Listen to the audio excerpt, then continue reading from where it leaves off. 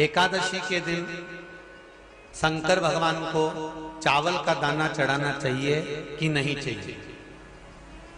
किसी ने पूछा कि चावल का दाना एकादशी पर भगवान शंकर को चढ़ा सकते हैं, चावल का दाना शंकर जी को चढ़ाते क्यों है, पहले तो वो समझ। बेलपत्री का तो महत्व आपको बार बार बताया कि बेलपत्री शिव जी को क्यों चढ़ाई जाती है, कहीं रोग के लिए, कहीं बीमारी के लिए, कहीं किस कार्य के लिए, कहीं कोई कार्य के लिए, कहीं कोई कार्य के लिए। चावल का दाना अगर हम शंकर भगवान को चढ़ा रहे हैं तो क्यों चढ़ा रहे हैं, उसका कारण क्या है। चावल का दाना शिव को चढ़ाने का केवल एक कारण रहता है कि चावल को अक्षत कहते हैं। अक्षत का मतलब होता है अक्षय।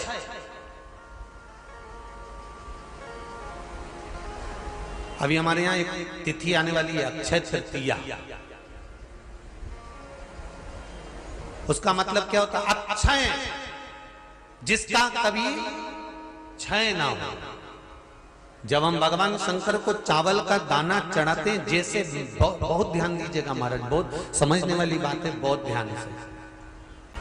चावल का दाना हमारे मस्तक पर तिलक करने के बाद पंडित जी क्यों लगाते हैं कि भगवान जैसा समय आज चल रहा है, आप पूजन कर रहे हो, पाठ कर रहे हो, दान कर रहे हो, पुण्य कर रहे हो, सत्कर्म कर रहे हो, भजन कर रहे हो, मेरा देव अधिदेव महादेव, मेरा नारायण, मेरा सत्यनारायण भगवान, मेरा राम जी, मेरा विष्णु जी, मेरा भागवत मैया, मेरी रामायण मैया, ब्राह्मण मस्तक पर तिलक लगाने के बाद चावल इसलिए लगाता है कि जैसा समय आज चल रहा है, भगवान तुमको ऐसा ही समय बनाकर रखे और तुम ऐसे ही चार चांद लगाते रहो, दान पुण्य संकीर्तन करते रहो। इसलिए मस्तक पर चावल का दाना लगाया जाए।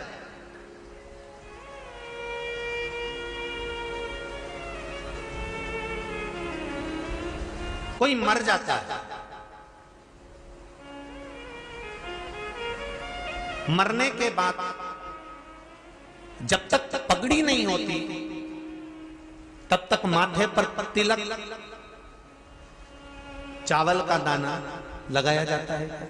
जम के बोलो जरा, नहीं लगाते। किसी पंडित जी से पूछो, ब्राह्मण देवता से पूछो, ब्राह्मण देवता ये कोई मर गया, और हमारा तो नियम है कि हम सिर पे तिलक लगाते हैं, चावल लगाते हैं, या पंडित जी से हम तिलक लगवाते हैं, मंदिर जाते हैं तो मंदिर में जाके तिलक लगवा के हम चावल का दाना लगवाते हैं। क्यों नहीं लगाते, उसका कारण क्या है। जब किसी के मरने के बाद 10 दिन तक, 12 दिन तक मस्तक पर तिलक क्यों नहीं लगाया जाता, 10-12 दिन तक माथे पर तिलक या चावल क्यों नहीं लगाया जाता, उसका कारण है कि ये जो समय आया है, तुम्हारे यहाँ जो गमी हुई है, तुम्हारे यहाँ कोई मर गया है, तुम्हारे यहाँ किसी के प्राण छूट गए हैं, तो ब्राह्मण इसलिए तिलक नहीं लगाता आपको, इसलिए चावल का दाना नहीं लगाता कि ऐसा दिन भगवान अब ना लाए, इसको अमर ना करे, इसको अक्षय ना करे, इसको प्रबल ना करे।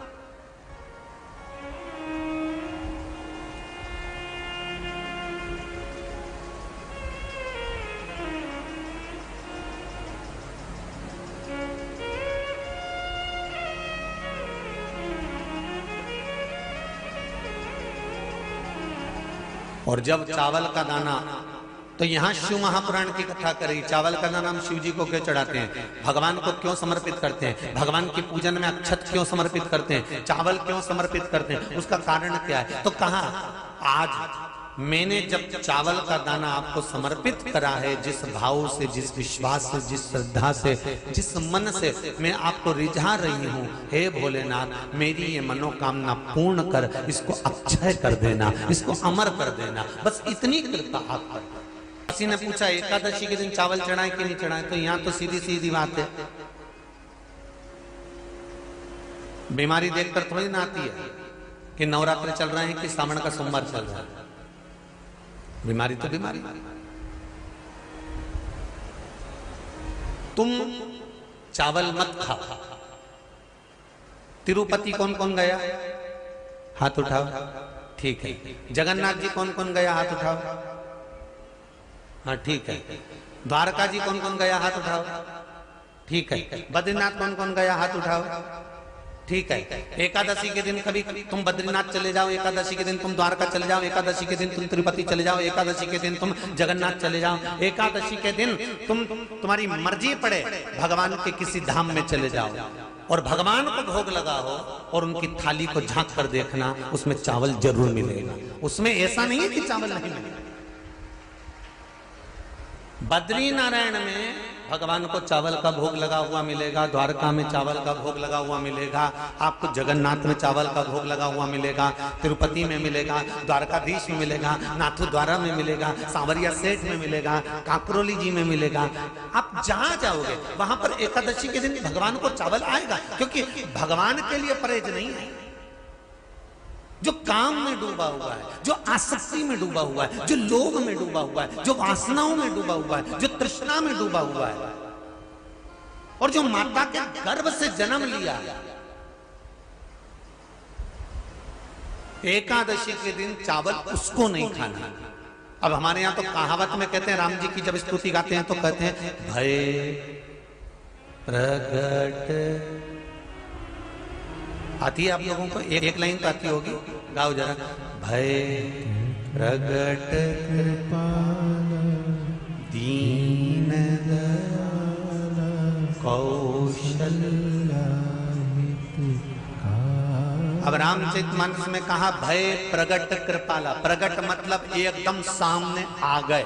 यहां लिखा है पेदा भय लाला। अगर तुलसीदास जी लिखते तो जन्म लिया होता राम जी ने तो तुलसीदास बाबा लिख देते कि पैदा भय, माता के गर्भ से इनका जन्म हो। नहीं नहीं नहीं, यहाँ कहा भय प्रगट कृपाला दीन कौशल्या। यहाँ प्रगट भय। एकादशी के माता पिता कौन है? सबसे पहले एकादशी का व्रत किसने रखा था?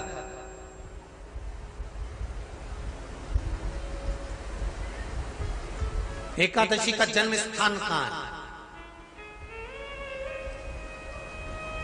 दुनिया के लोग बहुत प्रश्न करते हैं, राम जी अयोध्या में हुए थे, भगवान कृष्ण मथुरा में हुए थे, तो एकादशी कहां हुई थी? तो उसको बताना तो पड़ेगा कहां हुई थी।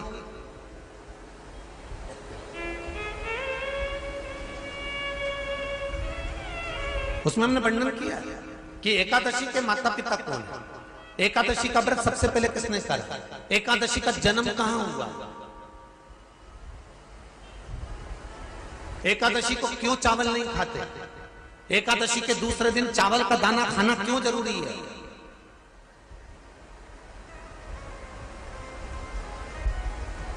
कौन सा तीर्थ है जहां एकादशी को उल्टा लटका दिया। एक एक चीज का वर्णन स्कंद पुराण सब चीजों का वर्णन कर देते हैं। प्रत्येक तो यहां जो वर्णन आया कि आप मनुष्य जो माता पिता के गर्भ से, माता के गर्भ से जन्म लिया हो, संसार में जिसका जन्म हुआ हो और मृत्यु लोक में गर्भ की कैद में रहने के बाद जन्मा हो, उसको एकादशी के दिन चावल नहीं खाना चाहिए। महाराज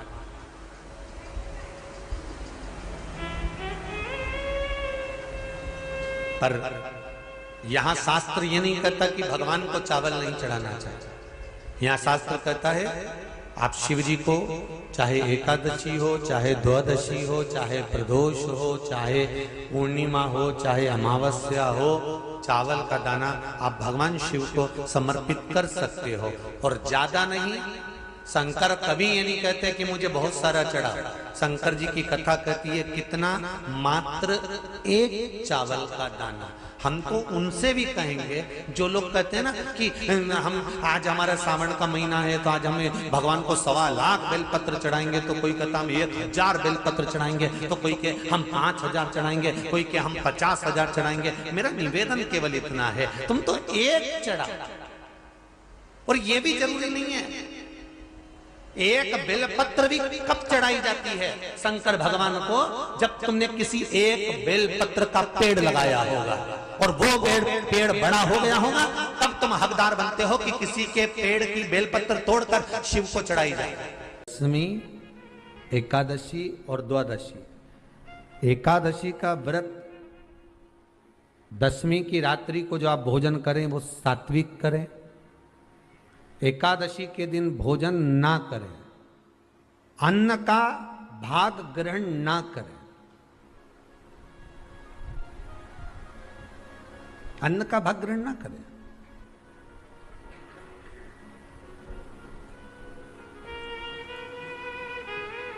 कितना सुंदर कहा है महाराज जी। यदि आपके यहां पर गौ माता है, आपके घर में अगर गौ माता विराज रही है, आपके घर में अगर गौ माता है, गाय की अगर आप सेवा कर रहे हैं, अच्छा कितना सुंदर लिखा है धेनु मानस में, गीता प्रेस गोरखपुर की गौ अंक को निकालकर पढ़िए कल्याण का, उसमें लिखा है ब्रह्म मुहूर्त में सुबह के समय पर गाय की पूंछ को पकड़कर या गाय की रस्सी को पकड़कर जो 2 कदम भी चल लेता है, उसके लिए भगवान विष्णु बैकुंठ का मार्ग और कुबेर का मार्ग प्रशस्त कर कर खोल देता। जरा पढ़िए धेनु मानस को, पढ़िए गौ अंक, पढ़िए गीता प्रेस गोरखपुर का कल्याण का अंक निकाल कर पढ़िए कि गाय का मात्र रस्सी पकड़कर 2 कदम चलने वाले के लिए मार्ग प्रशस्त हो जाता। एकादशी के दिन अगर आपका व्रत है तो आप भूलवश भी डब्बे में रखी हुई रोटी गाय को ना देते हुए कुछ थोड़ा सा फल, फलहार, कोई केला, कोई सेब, जो आप खाते हो, अंगूर, पपीता, जो आप ग्रहण कर रहे हो, उसका थोड़ा सा भाग आप गाय को प्रदान करो, आप गाय को दीजिए।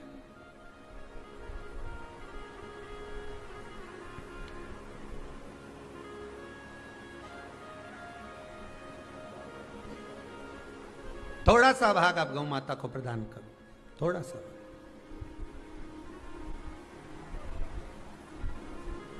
सारे व्रतों में केवल एक व्रत ऐसा होता है एकादशी का, जिसका उद्यापन पहली एकादशी पर भी कर सकते हो।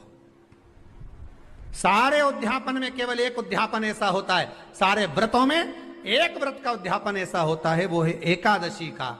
ये जरूरी नहीं कि 26 पूरी होगी तभी तुम करोगे, या तो पहली में ही कर लो या फिर 26 पूरी हो तब कर। पर उद्यापन, अब तुमको ऐसा लगे कि हाँ मैं अभी तो जीऊंगी हो, अभी तुम्हारा बाल भी धोला नहीं हुआ, तुमको ऐसा लगे तो अभी तो मैं तो बढ़िया, तो फिर भले मत करो। पर एकादशी का नियम कह रहा है, एकादशी का यहाँ 18 नियम में से एक नियम कह रहा है कि एकादशी का उद्यापन पहली एकादशी पर भी हो सकता है, पहली पर भी कर सकता, फिर तुम्हारा मन पड़े तब। क्यों? तो पहली पर करने से क्या फल मिलेगा?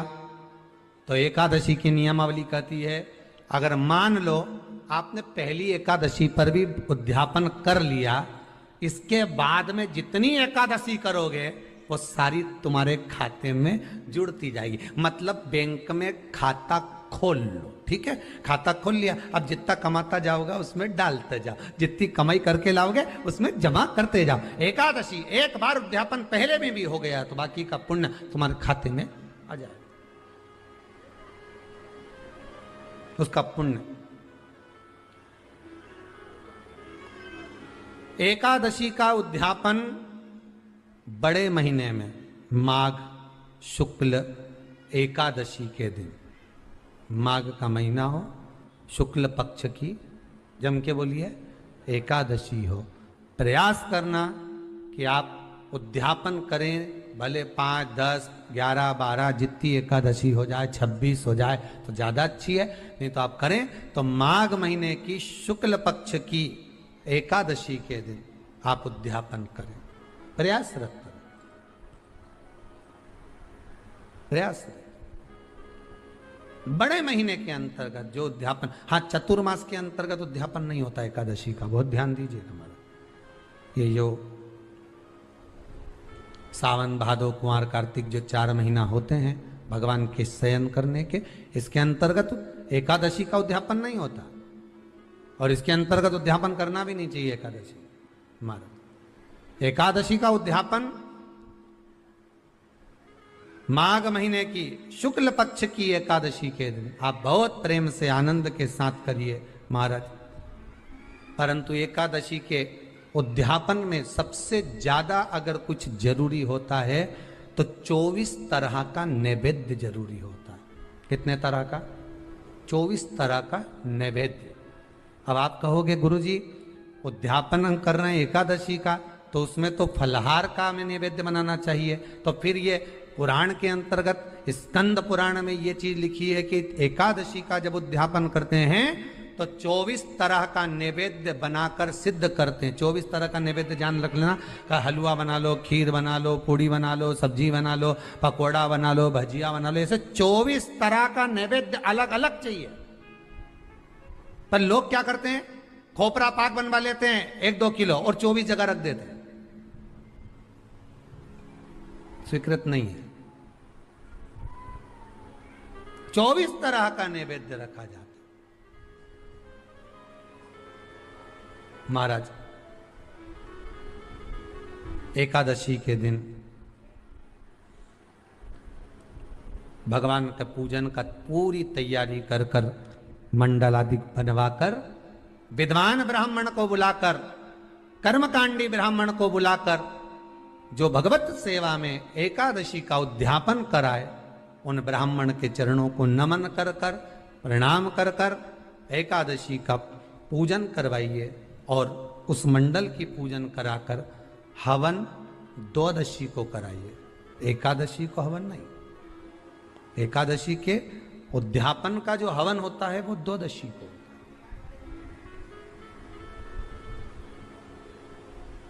एकादशी का उद्यापन द्वादशी को बड़े प्रेम से आप खूब आनंद से हवन पूजन कराओ। पूजन कराने के बाद, हवन कराने के बाद 26 जोड़े ब्राह्मण ब्राह्मणी के बुलाकर भोजन कराकर उनको भाव से जो आप समर्पित कर सकते हो, जितनी आपकी सामर्थ्यता हो, उस सामर्थ्यता के अनुसार आप दान धर्म पुण्य करो, आप उन्हें प्रदान करो। और बन सके तो एकादशी की रात्रि को भी जागरण करें और द्वादशी के दिन जिस दिन हवन करें उसकी भी रात्रि को कुछ जागरण करें। जागरण का मतलब पहले भी कथा में कहा, प्रदोष की कथा में वर्णन किया था। हम ये नहीं कहते कि तुम पूरी रात जगो, हमारा तो निवेदन है 15 मिनट का करो, आधे घंटे का करो, 20 मिनट का करो, पर रात्रि के समय थोड़ी देर अगर एकादशी का उद्यापन कर रहे हो तो जागरण थोड़ी सी देर अवश्य करें। नहीं कर सकते अकेले बैठकर राम नाम जप लें, भजन कर ले, पर करो।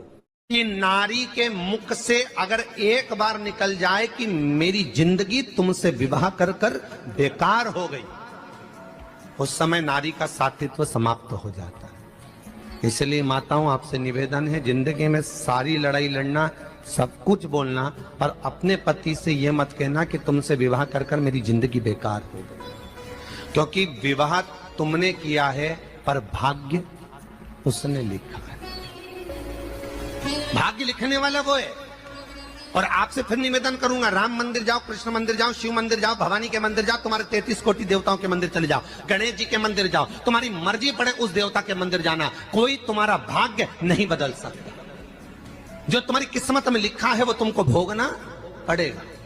तो बदलेगा कौन? तो उसका भी प्रमाण हमारे यहाँ शिव महापुराण कहती है। एक पारो नाम की विधवा स्त्री थी।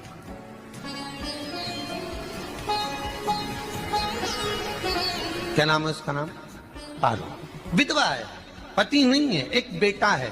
और विधवा स्त्री जो थी वो गर्भ से थी, उसका संतान नहीं हुई थी, पति मर गया था, वो गर्भावस्था में बेटा रह गया और पति चले गए।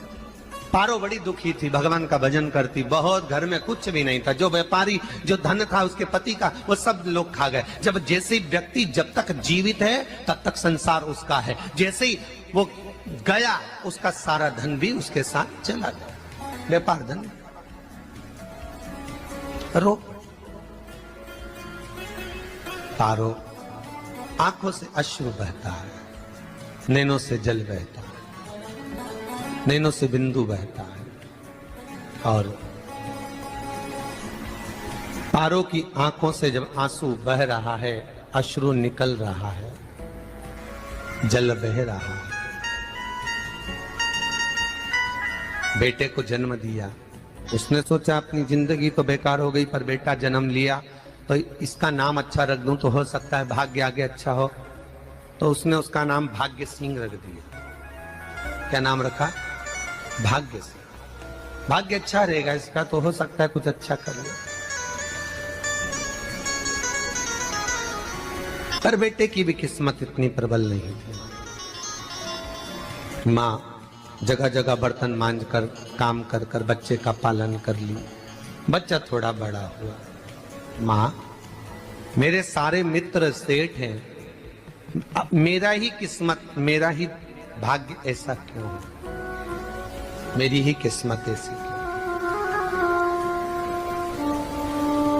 क्यों है ऐसा?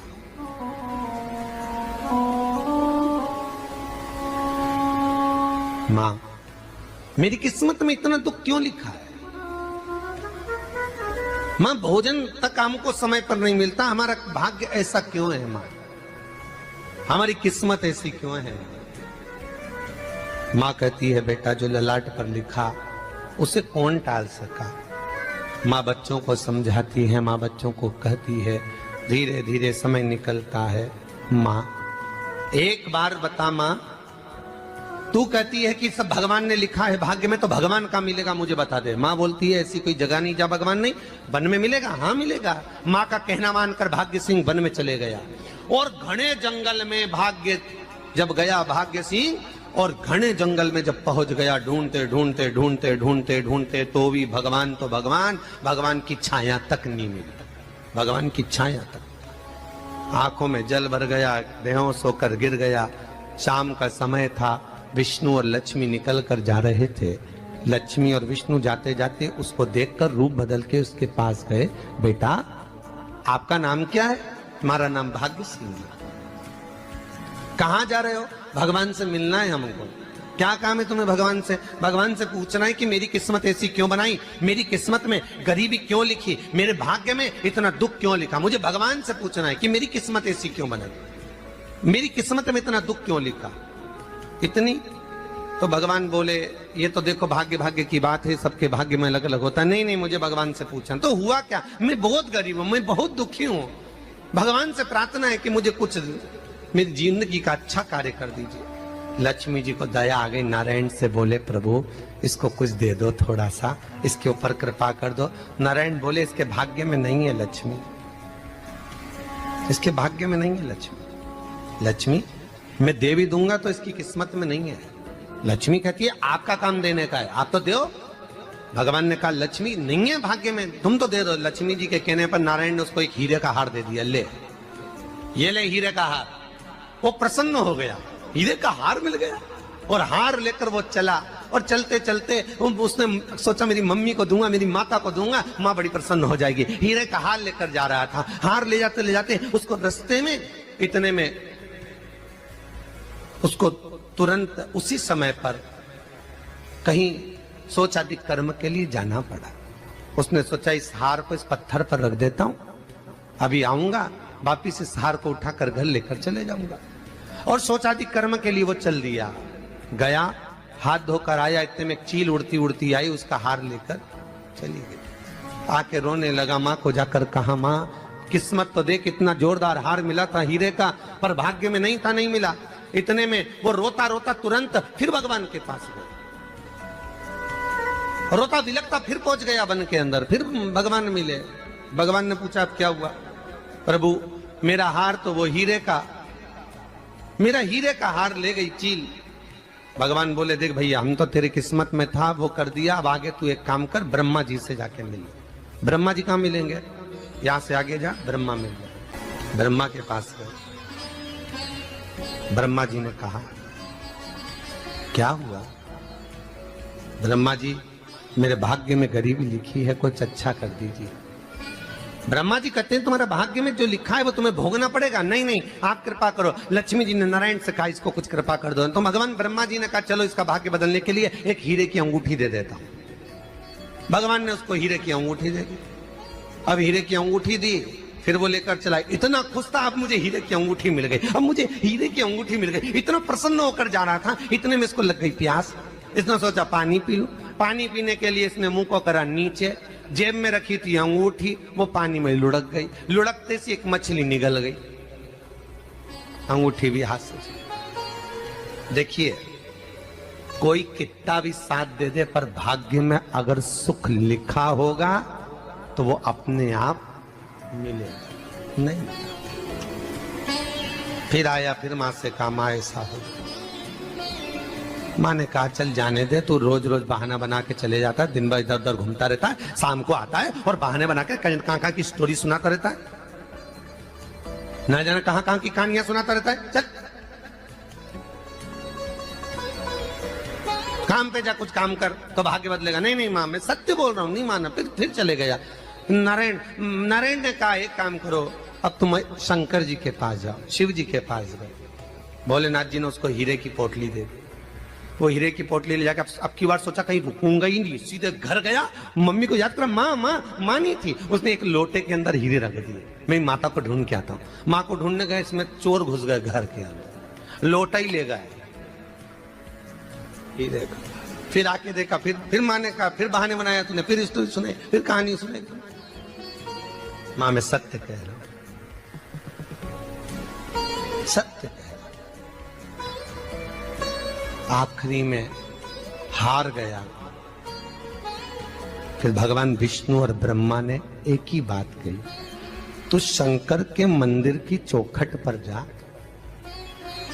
वहां क्या करना पड़ेगा मुझे? कुछ मत करना, केवल उसकी चौखट पर जाकर उसका दीदार करना, उसका दर्शन करना। उससे क्या होगा? भगवान विष्णु और ब्रह्मा कहते हैं 33 कोटि देवताओं के पास जाएगा तो कुछ नहीं होने वाला, पर शंकर के दरवाजे पर भाग्य देवी रोज प्रतिदिन झाड़ू लगाती है। कौन झाड़ू लगाती है? भाग्य देवी। आपसे निवेदन है, बहुत सुंदर कथा है, इससे समझना कि विष्णु ब्रह्मा राम कृष्ण आदि 33 कोटि देवताओं के पास तुम चले जाओ, कोई तुम्हारा भाग्य नहीं बदल सकता। हाँ, अगर भाग्य देवी का तुम स्मरण करो, किसी मंदिर में जाना तो ये भगवान से कहना भगवान लक्ष्मी दो, भगवान से लक्ष्मी मत मांगना, भगवान से कहना मेरा भाग्य ऐसा कर दो, या भाग्य देवी की कृपा मुझ पर बरसा दो जिससे मेरा भाग्य बदल जाए, कुछ अच्छा हो जाए मेरी जिंदगी में। तो जाके शंकर के मंदिर के बाहर खड़े हो, भाग्य देवी मां झाड़ू लगाती है, भाग्य देवी उनकी चौखट पर बैठी रहती है। तू जा, उससे क्या होगा? बस देवता तो तेरी जिंदगी बदलने के लिए कब से इंतजार कर रहे हैं, पर तेरा भाग्य नहीं बदल पा रहा। तेरा भाग्य बदलेगी तो भाग्य देवी ही बदलेगी। गया, शिव मंदिर के दरवाजे पर जाकर खड़ा हो जाता, भीड़ होती तो दरवाजे से दर्शन कर लेता, बाबा से नयन मिलाता, रोज प्रतिदिन जाता। एक दिन शंकर जी ने भाग्य देवी से कहा, देवी इसका भाग्य बदल दो। देवी कहती है, भोलेनाथ इसकी किस्मत में ब्रह्मा जी ने यही लिखा है दुख, इसकी किस्मत में ठोकरें खाना ही लिखा है। भाग्य देवी तुम मेरे दरवाजे की झाड़ू लगाती हो, आज इसके भाग्य की झाड़ू लगाई। भाग्य देवी ने कहा, भोलेनाथ आप कह रहे हो? हाँ मैं कह रहा हूं, क्योंकि मेरे दरवाजे पर इतने दिन से रोज आ रहा है और मेरे दरवाजे से खाली चले जाए अच्छा नहीं लगता। भाग्य देवी ने भाग्य बदला। एक सोने का सिक्का झाड़ू लगाते लगाते दरवाजे पर पटक दिया।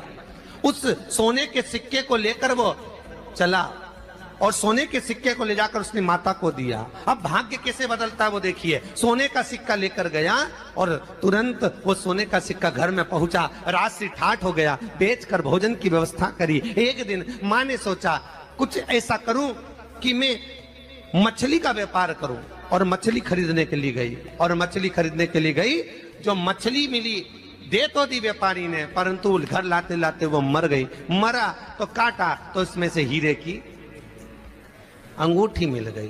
अंगूठी तो मिली, इतने में माँ ने कहा देखो भगवान ने बड़ी कृपा करी, हीरे की अंगूठी मिली। बेटे ने कहा ये मेरी ही अंगूठी है। मछली निगल गई थी। माँ ने कहा बेटा जाओ, थोड़ा आज ब्राह्मण भोजन करने आएंगे, थोड़ी लकड़ी काट कर लिया। बेटा लकड़ी काटने गया, एक पेड़ पर, सूखे पेड़ पर चढ़ा लकड़ी काटने के लिए। काटते काटते उसको पेड़ की डाली पे एक हार टंगा हुआ दिख गया। वो हार वही था जो हीरे का चील लेकर गई थी। वो हार प्राप्त हो। आते आते रास्ते में प्यास लगी, सोचा कहीं एक आध बर्तन मिल जाए, पड़ा हुआ तो लोटा पड़ा हुआ मिल गया जिसमें हीरे पड़े हुए थे। जब भाग्य चलता है तो सारी रास्ते अपने आप खुलते खुलते खुलते खुलते चले जाते हैं।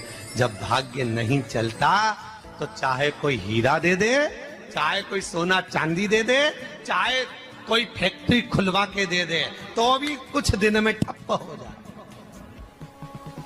भाग्य चलेगा तो धन आएगा, भाग्य नहीं होगा नहीं। तो भी कुछ मत करो, क्या करना है बोलो तो। जब भाग्य अगर दिक्कत दे तो कहीं जाने की जरूरत नहीं है, एक ही काम करना है, शंकर के दरवाजे पर जाकर उसका दीदार करना। जब लगे आपको कि दरिद्रता बहुत ज्यादा है, किराया तक नहीं है, मैं